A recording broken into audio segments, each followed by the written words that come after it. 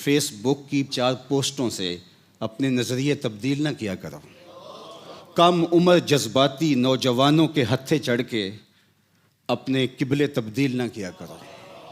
अगर तुम्हारी राहें और मंजिल की तरफ जाता हुआ रास्ता मुतय्यन ही नहीं है तो फिर ज़िंदगी ज़ाया की तुमने, और अगर मुतय्यन है तो मंजिल की तरफ जाने वाले मुसाफिर अपने हदफ पे नज़र रख के आगे ही बढ़ते हैं।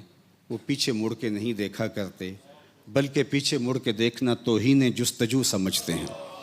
तो राह नवर्द शौक़ है मंजिल न कर कबूल, लैला भी हम नशी हो तो महमल न कर कबूल।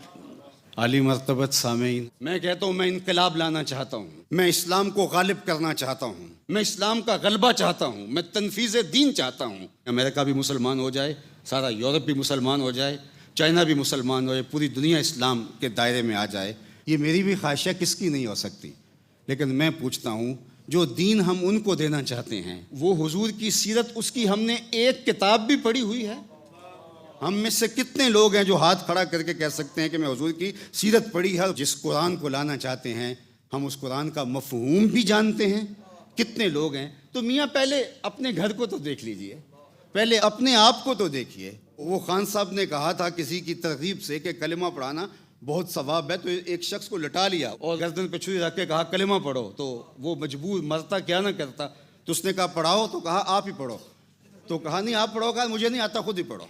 तो जो दीन हम देना चाहते हैं वो हमारे पास है ही नहीं है। मैं उस दिन उर्स की तकरीब में एक जुमला कहा था हज़रत मुजद्दिद अल-फ़सानी के हवाले से, आपको अगर याद हो तो, कि हज़रत मुजद्दिद पाक ने 5 चीज़ों को तसव्वुफ़ बयान फरमाया। सच्चाई है, सिदक है, कम तोलना नहीं है, कम मापना नहीं है, सब्र करना है, मामला फहमी से आगे बढ़ना है। ये सारी जो खूबियाँ हैं अगर किसी मुस्लिम शख्स में पाई जाए तो वो मुस्लिम सूफ़ी है, और अगर किसी काफिर में पाई जाए तो काफिर सूफ़ी है। तो फिर दूसरा जुमला मैंने कहा था कि मुस्लिम सूफ़ी तो आपको खानकाहों में नहीं मिलेंगे और काफिर सूफ़ी यूरोप गली गली में मिलेंगे।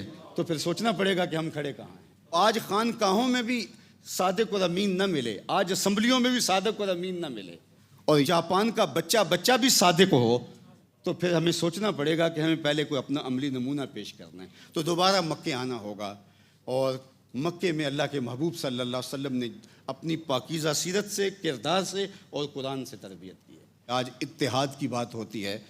अगर ये 2 माखज़ों हमारी तरबियत के, तो फितरी तौर पे इत्तेहाद खुद ब खुद उम्मत का होता चला जाए। क्योंकि जब फ़िक्र यकजा होगी, हमारे असलाफ मुख्तलिफ़ ख़ित्तों में हुए हैं, बाज़ उनकी आपस में मुलाकात तक भी नहीं हुई, लेकिन फ़िक्री वहदत थी, इसलिए कि माखज़ कुरान था, हुज़ूर की सीरत थी। लेकिन एक कमरे में बैठ करके भी अगर हमारा माखज़ एक नहीं होगा और हमारी ख्वाहिशात के नतीजे के अंदर हमारी शख्सियत परवान चढ़ेगी, तो फिर उसका नतीजा ये होगा कि एक कमरे के अंदर, एक मदरसे में, एक खानका के अंदर, एक शहर के अंदर हमारा इत्तेहाद नहीं हो सकता। इत्तेहाद तो तभी होगा कि अगर फ़िक्र की वहदत होगी।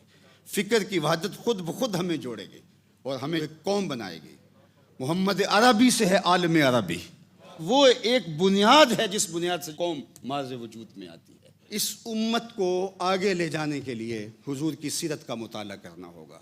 सीरत मुस्तफ़विया अला साहिब हस्सलावात से दोबारा किरदार साजी की तरफ हमें आना पड़ेगा, और फिर कुरान मजीद का फ़हम और कुरानी मुआशरत के क़याम से हमें दोबारा अपने सुकड़ते हुए वजूद को फैलाना होगा।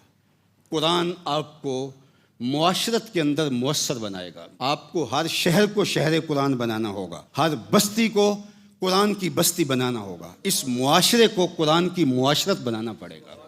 उम्मुल मोमिनीन सैयदा आयशा रज़ियल्लाहु ताला अन्हा का कौल सुनिए, फरमाती हैं सारे शहर तलवारों से फतह हुए हैं, मदीना कुरान से फतह हुआ है। तो पहला शहर आपको कुरान से फतह करना पड़ेगा, उसके बाद फिर आगे बढ़ेंगे। आपकी वो बुनियाद जो है, जिसकी असास आपका नज़रिया होगा, आपको वो अमली तौर पे पेश करनी होगी। फिर दुनिया को बताना पड़ेगा ये निज़ाम है जो हम दुनिया को देना चाहते हैं।